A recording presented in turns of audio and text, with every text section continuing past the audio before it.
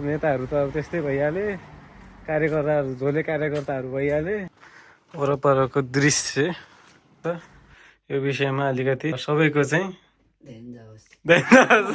मूल्य मान्यता चाहिँ एकदम धेरै रहने गर्छ यहाँ। Hello and welcome back to my channel. आशा छ तपाईँहरू सबै सन्चै हुनुहुन्छ होला र म पनि सन्चै छु। यो चाहिँ मेरो 4-5 दिन पछिको ब्रेक पछिको चाहिँ ब्लग हो। सो आजको ब्लग चाहिँ यसो बाहिरतिर अलिकति डुलेर अनि अलिक डुलडाल गरेर के हुन्छ अब यस्तो हिँडेर चाहिँ फेरि फर्किनेसम्म मात्रको ब्लग छ यो चाहिँ। त्यति खासै त्यो पुरै खत्रै केही गर्न पनि केही जानु लागेको चाहिँ होइन। यहाँ चाहिँ जस्ट अब यहाँदेखि एकछिन बाहिर निस्किनु पऱ्यो। बाहिर निस्किसकेपछि यसो एकछिन फ्रेस हौँ भनेर चाहिँ होइन, कोठामा बसेर आज चाहिँ अलिक बोर भइरहेको थियो। त्यही भएर चाहिँ एकछिन अब यसो बाहिरतिर जाऊँ, अलिकति भ्लग पनि बनाऊँ र आफू पनि रमाइलो गरौँ भन्ने हिसाबले चाहिँ म अब बाहिर जानुलाई चाहिँ रेडी भएको छु। अनि गाइज अब चाहिँ म बाहिर निक्लिनको लागि रेडी भइसकेको छु। यहाँ चाहिँ हाम्रो मामा हुनुहुन्छ। मामा चाहिँ एकदम तेरे नाम हेयर स्टाइलमा, उहाँको हेयर स्टाइल एकदम खतरनाक छ। साले को बम से उड़ा दूंगा एक बार हाथ में आ जाए तो। सरी उहाँको हेयर स्टाइलले फेरि सायद अब तेरे नाम फिल्म पनि फ्लप खान सक्छ। यो विषयमा अलिकति सबैको चाहिँ अनि मामा अरू के छ त नि? आज दिनभरि के गर्नुभयो? बिहानदेखि उठेर पनि अब भयो यहाँ 4 बज्न लागिसक्यो। अब के छैन, एकछिन बसेर फोन चलाउने, अब टिकटक लाइभ बस्ने। Oh my God! Wow! Bus TikTok live हो। बस मामाको यो हेयर स्टाइल सायद त्यसैको लागि होला, भस्काइदिने हो। यो भस्काइदिने हो भन्ने शब्दलाई चाहिँ तपाईँहरू यसो अनर्था नलग्नु होला। यो चाहिँ हाम्रो चाहिँ लोकल ल्याङ्ग्वेज हो। हाम्रो लोकल ल्याङ्ग्वेजभित्र चाहिँ यस्तो वर्ड्सहरू हुन्छ। सो यस्तो कुनै नेगेटिभ वर्ड्स चाहिँ होइन, यो चाहिँ एकदम जस्ट रमाइलोको लागि मात्रै युज गरिने वर्ड्स हो। सो ल त मामा, त्यसो भए हजुर एकछिन यसो बस्दै गर्नु, म चाहिँ बाहिर निस्केर आउँछु ल। Okay by by.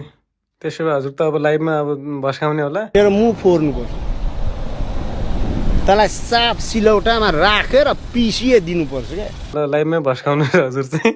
म चाहिँ गएँ। अनि गाइज म लागिसकेको छु मेरो कोठाभन्दा बाहिर।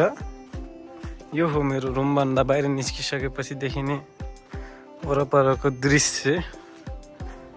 सो अब म लाग्छु अगाडि।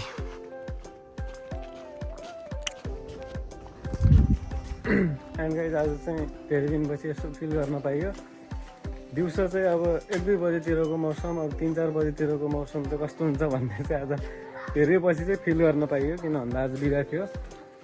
बिदा भएको दिन आज घरमै बसिरहेको थियो नि त। त्यही भएर अब यसो एकछिन बाहिर निस्कौँ भन्ने निस्केको।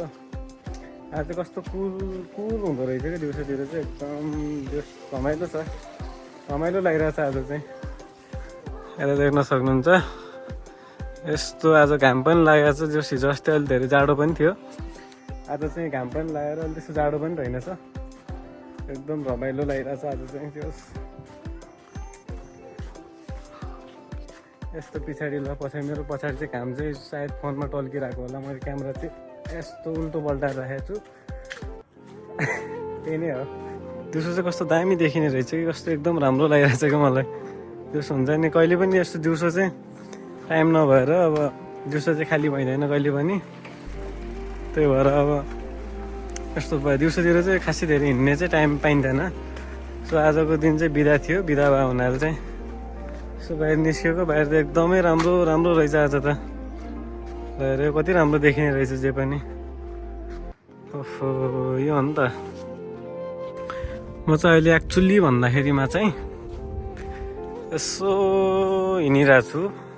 जस यहाँको एउटा कुराको एउटा विशेषता, यो ठाउँको जापानको एउटा विशेषता भनौँ न। अब यहाँको मेन विशेषता भनेको डेभलप के। डेभलप यति जाडो डेभलप हुन्छ होइन। यो घर छ नि, यो घर सायद मेरो अस्तिको भ्लगमा चाहिँ गाडीसाडी पार्क गरेर राखेको थियो। यो त्यही दिन नै लगभग एकैछिनमा यो घरसर उठाएर है यस्तो बनाएर लगभग त्यही घर बनाउनु चाहिँ प्रिपेरेसन भइरहेको रहेछ। यस्तो छ क्या यहाँ चाहिँ, रातारात रात दिन कतिखेर के हुन्छ भन्ने कुरा नै थाहा हुँदैन क्या। यो चाहिँ यहाँको एकदम खतरनाक हो क्या। सायद नेपालमा पनि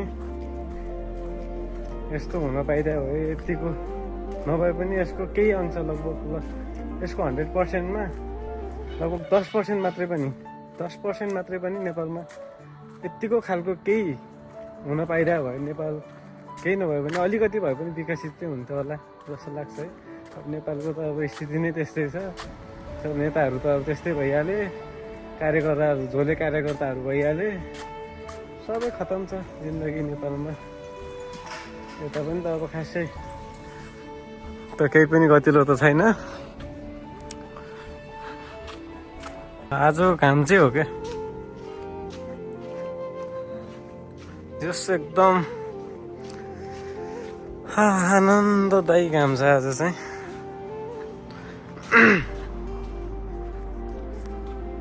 सायद घामले पनि टलक्कै टल्काइरहेको होला, फेस पनि till till till till till till भइरहेको छ।